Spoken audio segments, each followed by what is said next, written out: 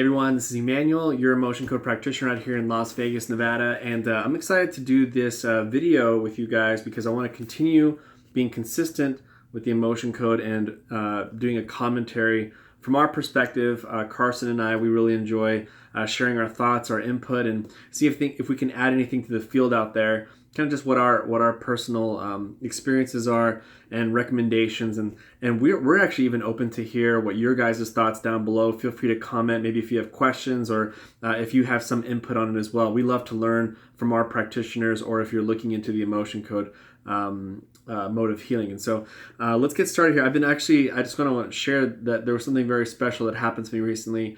About 2 weeks ago, I was able to officially meet Dr. Bradley Nelson in person, and some big things are happening. We're planning on doing some type of partnership very soon. I kind of want to keep it on the hush hush about it because, trust me, those of you who are thinking about getting certified, perhaps going full time and doing something like maybe to leave your job or get rid of debt or go on vacation, or I think one of the main things that needs to happen is some type of system to be able to enable you to do that faster. And so that's the only clue that I'll give you. But if you are interested in what I'm talking about right now, then feel free to email me at codingalternative@gmail.com, and we can send you some info on that. So with that, we're going to get started on page 61 here. Okay, so we're going to talk about Kirk was an angry man. And so let's start there. It says, Kirk was an angry man. He came to me when he was in his late 70s for treatment of his back pain. It quickly became obvious that there was something else bothering him. He snapped at my office staff and tended to be curt with me as well. He was dismissive with his wife, who was nothing but supportive and kind to him. At first, I attributed his behavior to the fact that he was in pain. Something that I do with my clients is one of the first things I do is I try to see if they have any type of pain. Why? Because I've noticed in my life that whenever I have some type of pain, subconsciously, like something that's, as they would say, like a ringing pain that you kind of become used to, it still bothers you subconsciously. And, I used to have a lot of lower back issues and things. And so I know what it feels like to kind of like, for whatever reason, being easily peeved or annoyed. And so that's one thing that, like, I always tell people, why don't we focus on pain? Because it'll only assist you emotionally, because it's something that maybe is bothering you way back in the subconscious or maybe even the conscious mind. And so, so whenever you're doing a free session with people, that's kind of like the first area. When I first had a free session with someone, he, for whatever reason, removed about 3 trapped emotions at age 3, which for my reason, and I told Dr. Bradley Nelson this, for whatever reason, like, I don't know, I just really couldn't, it's not that I didn't resonate with it, he probably did remove it, but it just wasn't on my mind, or it wasn't something that I needed, or just wasn't something that, it just really didn't curtail to what I was dealing with. But if I meet with people and I say, okay, what pain are you having? That's very tangible. That's also something that's very needed right away. And so just my little 2 cents there. So at first, I attribute his behavior to the fact that he was in pain. As his back pain began to improve, however, his behavior did not. I decided to check him for trapped emotions, found anger, bitterness, anxiety, resentment, frustration, fear, many of which dated back to his childhood. The end result of releasing these emotions was that Kirk became a changed man. He is now sweet and a doting husband, more concerned about his wife than his own aches and pains. So his real, it's funny is that trapped emotions, I've read so many books. There's so many books about how to, be nicer to your wife, or how to bring in more clients, or how to win friends and influence people. But if there's things that are in your body, I'm learning about the body code right now. There's a really interesting thing that it's called a broadcast message. It's something that's in the mind that basically says, like, and I was working with this lady recently where it said, I always find the wrong men, or I keep finding the wrong man that hurts her, things like that. So that was a message in his head. You can read as many books as you want, as much self-development as you want, meet with Tony Robbins and have him work with you with NLP. But at the end of the day, if you have a broadcast message, this energy that's kind of like, picture like a big old fat magnet in your head, then you're going to keep attracting the wrong man, You've probably met women or men that say, I keep attracting the wrong guy, or it's like, I keep losing my job, or I keep, it's like, and what's this broadcast message, this energy is really powerful, is that it actually attracts that. It's almost like a way to pull those things to confirm that you're not going crazy. And so you have to remove it using this T3 that's in the body code, this mode of healing called T3.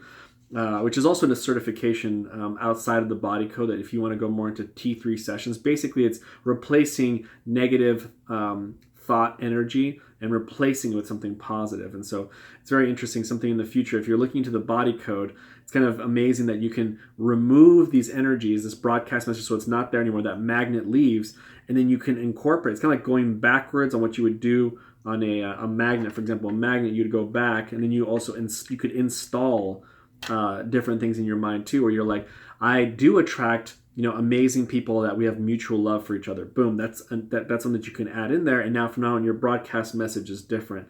So it's interesting to know that there may, even with this person here, this woman, for example, who suffered with this as a victim of sort of anger, could have a broadcast message like, my husband always gets easily angry at me. And now that probably doesn't, on top of that, the fact that he has trapped emotions, on top of that, she has a broadcast message which kind of insinuates him or kind of propels him to be that certain way. So again, just very, very interesting things here. So he used to complain constantly about everything, and now he turns his interest to others, usually has a smile on his face, and complains very little. The transformation has been remarkable to everyone that knows him. If only his trapped emotions could have been released early in his life, he might have had a different kind of life. It's kind of true. It's not the little anger he's been noticing with his wife. Imagine the anger that he gave to his parents, and anger that he gave to other people he dated maybe before his wife. So that's the kind of horrible thing about the trapped emotions, is that like I said, it's a Groundhog Day of an emotion you felt long time ago. So I tell people all the time, that we live in a very reactive society. We don't really know how people really are until we kind of peel the onions of these trapped emotions.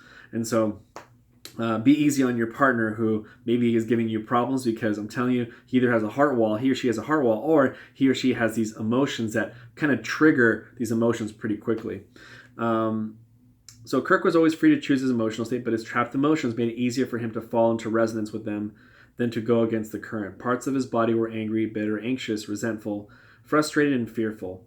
That's what he was up against every waking moment of his life until we release these energies. The effect of imbalance. Now we're on so we just read page 61, now that was 62, now we're on page 63. The effect of an imbalance. It all comes back to the quantum nature of the body itself. When we get up every morning, we expect to see our bodies looking the same they did yesterday and the day before. They seem solid and predictable enough. We never glance in the mirror while we're trying to get dressed, only to see swirling clouds of energy where our arms and legs used to be. But that's exactly what we are.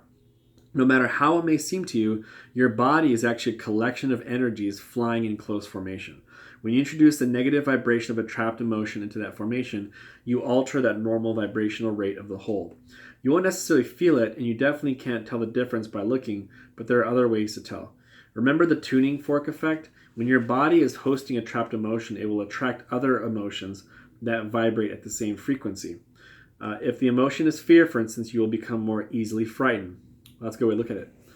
A tuning fork. The longer that energy resides inside your body, the more you'll get used to feeling it. Over time, you'll start thinking you're just a fearful person. Yeah, so it's kind of funny. You see, before, I always tell people that, they go like, oh, I wouldn't do that because I'm shy, or no, I wouldn't do that because of this. Oh, I wouldn't do that because, whatever. And I always tell them, I said, where does it say that in your birth certificate? Now, see, but then that doesn't really help people now that I think about that comment. But now this makes more sense that I have a way, as Jim Rohn used to say, said, it's okay to let people know they're in the mud, but don't leave them in the mess. And as you're an emotion code practitioner, you're not a psychiatrist that talks about their trapped emotions or the effects of their heart wall, and then you leave them with the same heart wall and trapped emotion. You're someone that's assisting them to remove the energetic imbalances, which is very different. So when you introduce the negative vibration of a trapped emotion to that formation, you alter the normal vibrational rate of the whole. Okay, so we're past that part. The longer the energy that resides inside your body, the more you'll get used to feeling it. Over time, you'll start thinking you're just a fearful person because you seem to be afraid so much of the time. In reality, because part of your body actually exists with this particular trapped emotional energy or literal ball of fear, you set up for failure. You are set up for failure. Part of your body is already feeling that emotion on a continual basis. You'll much more readily fall into a state of fear when a fearful situation presents itself. In other words, since part of your body is already resonating at that frequency of fear, it's a small step for your entire body to fall into that resonance. So where trapped emotions lodge. People often ask me why an emotion gets trapped in one area of the body and not the other. I often find that trapped emotions lodge in an area that's vulnerable because of a genetic susceptibility, an injury, or a nutritional deficiency that weakens or imbalances the energy of the body in the area. Sometimes there's a metaphor at work as well. This makes sense when you realize that our subconscious minds govern our bodies and our dreams. Symbols and metaphors are the language of the subconscious mind, so it's very natural for trapped emotions to lodge in an area that has symbolic significance. For example, let's say you're experiencing grief for a friend who had a miscarriage. Grief, I believe, in the trapped emotion chart is in the lung area. Something that I always mention with the lung area, it always reminds me of Christopher Reeves. People ask, are trapped emotions real? Well, let me tell you 2 ways to show you that trapped emotions are real. Number one, the idea, if you do more research on Christopher Reeves' wife, for example, and I might have mentioned this in another video before, but she passed away with lung cancer, and she's never had a cigarette. And I believe she doesn't have family that have lung cancer either, so nothing hereditary or nothing that she did herself to propagate lung cancer, which would be to smoke or hang around smokers. But in the emotion code, it makes sense that trapped emotions can become pain, could become disease, could become cancer. And she was probably grieving over Christopher Reeve, just the loss of him. But the loss of him could have been the loss of his body, the loss of his mobility, the loss of who he really was. She didn't marry Christopher Reeve, as a disabled person. She married him as the strong, very athletic, very outgoing, adventurous Christopher Reeve. And who knows, maybe she was grieving earlier that that's not going to be part of his life anymore. And little by little, and taking care of him and being around him, she was grieving, and then she passed away with lung cancer, which again, that energy is stored in there. The lung area. Another way to know that the trapped emotions are real is Dr. Bobby Nelson has these examples where he pushes down on someone's arm and then he gets closer, let's say the liver, there's resentment, so he puts his hand close to the liver area. All of a sudden the client's arm goes down as soon as he touches it. Like the second he touches that trapped emotion, the arm goes weak of the client. And he says that it feels like a wind blowing on a hand, like a very faint wind blowing on the hand. Again, that shows you the reality that these energies, as soon as they're called out, resentment in a certain age, maybe the body needs to know the age, this little energy is sort of bubbling around the surface of the area of where the organ is, and he can basically remove it using the magnet, and then the body confirms. And so 2 kind of cool stories about the reality of these trapped emotions. So for example, let's say you're experiencing grief for a friend who had a miscarriage. Instead of experiencing the emotion and leaving it behind, the emotion becomes trapped. It won't be surprising for the trapped emotion to lodge in your womb or breast, the nourishing organs of creation. Or suppose you're experiencing one of those difficult periods in life where a series of things seem to go wrong. You feel frustrated, overwhelmed, as if you're carrying the weight of the world on your shoulders. In that case, a trapped emotion may lodge in one of your shoulders. The reality is that any emotion can get stuck anywhere. I wrote a little note here, like shoulders or neck, like in my case. If you don't notice the imbalance, it can go on for years. Eventually, it may cause real problems with your health, both mental and physical. So we're going to end right here where it says the dual nature of trapped emotions.